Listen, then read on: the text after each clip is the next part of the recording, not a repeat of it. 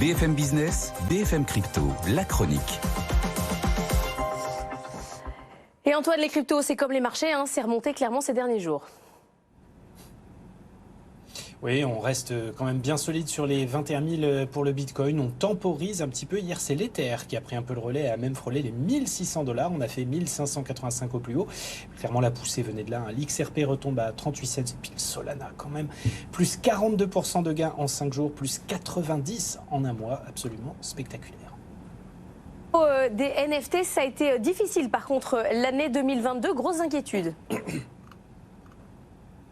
Oui, parce que pour les NFT, au sein de l'environnement économique actuel, finalement, il y a un mème qui circulait sur Internet qui résumait bien tout. C'est Jérôme Powell en train de dire « On va monter les taux d'intérêt jusqu'à ce que les imbéciles arrêtent de trader des portraits de singes ».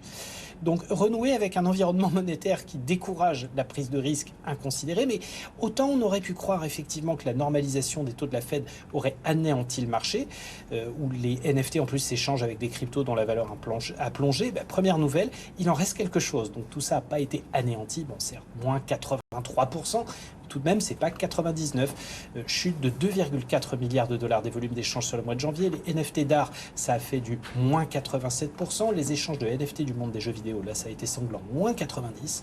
Et les collectibles, les portraits de singes, entre autres, la fameuse collection Bored Ape Yachting Club, eh bien, ça a fait du moins 81%. 187 millions de dollars envolés, mais on peut parler d'explosion d'une bulle spéculative avec des restes assez consistants et des secteurs d'activité qui finalement sont bien affirmés si on regarde la répartition, sur lesquels le marché peut sans doute repartir, là aussi avec de nouveaux fondamentaux assainis de l'aspect archi-spéculatif.